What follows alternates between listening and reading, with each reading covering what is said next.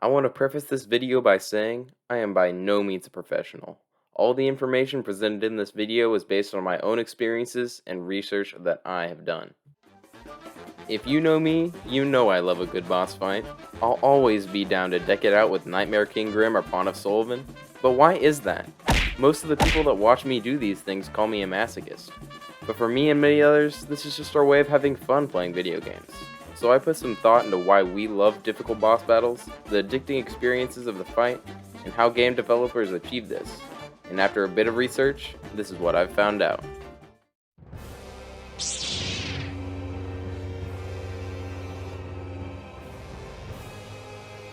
From a purely objective standpoint, a tough boss battle is just like a hard physics problem.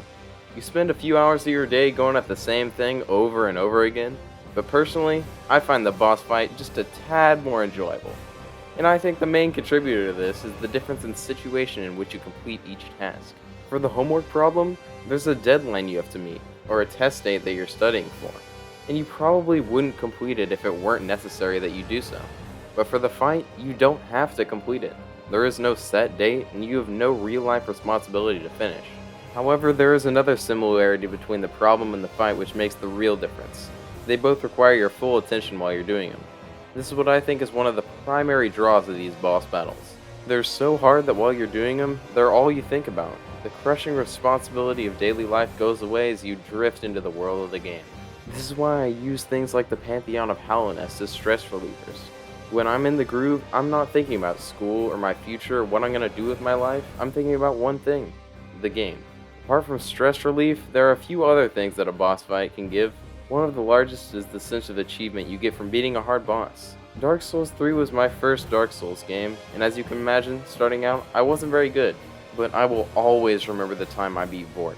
When I saw him fade to dust, I got such an amazing dopamine rush, it was indescribable. This is when I fell in love with Dark Souls and just the genre in general.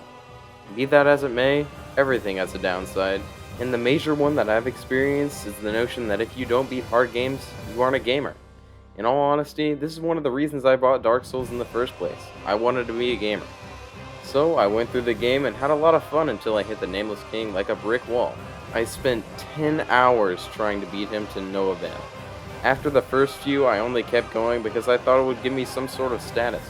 But in the end, I had to give up and accept that I wouldn't be able to beat him. I thought when I talked to people about this, they would say something along the lines of, "Get good." But I was mostly met with people saying, "Yeah, he sucks," and "Me too."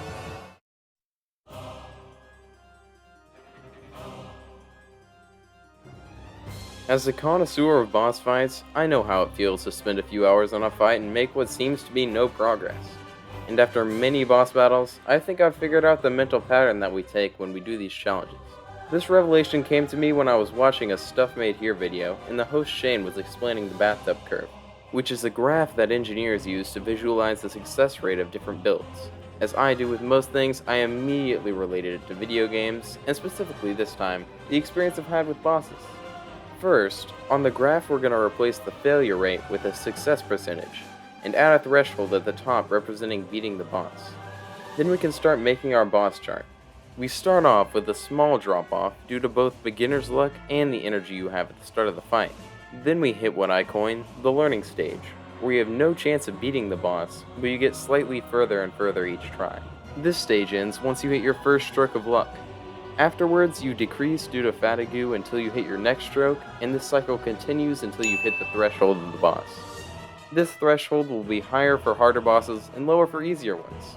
But I think the graph holds true for most games and most bosses with little variation, except for the Nameless King, of course. The first step in making a good boss is, well, actually making the boss. There's a fine line between a broken boss and a difficult one, and a lot of what can push something over that line is the boss's moveset and how each move is choreographed. In my opinion, you should theoretically be able to beat any boss on the first try. I don't mean that all bosses should be easy, no. I just mean that all attacks should be choreographed enough, so that if you have the reflexes of Cranky Templar, you should still be able to beat it.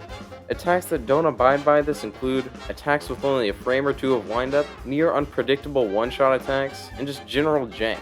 These problems can usually be fixed with a little bit of gameplay testing and feedback from the audience, especially for jank. Nobody appreciates getting taken down by something they can't see. Another facet of a boss's moveset that can impact how enjoyable it is its variation. A boss with one really hard move won't be as fun to master as a boss with 4 or 5 less challenging moves. But there's a balance to be struck here. If a boss has too many moves, it may become hard to differentiate one windup from another, making the boss artificially hard. And if I know one thing, it's that artificial difficulty is not good.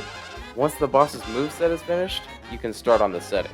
When creating the setting, the developer wants you to feel like you're in a David versus Goliath scenario. This feeling is some of what keeps people coming back.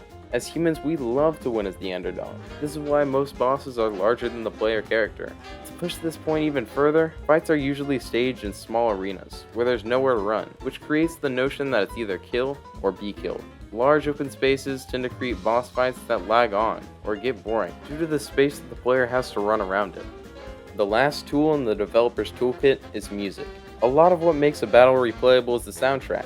Music can be used in so many different ways in this regard, but the main point is to hype you up so that you'll keep on going. Mastery of these mechanics is seen in our favorite games today, and I can't wait for another game that gets the balance of boss fights just right. Thanks for watching, guys. This video took a lot of effort and was a really new thing for me. I hope y'all liked it. If y'all have any opinions, make sure to tell me in the comments, and make sure to like and subscribe, and I'll see you next video.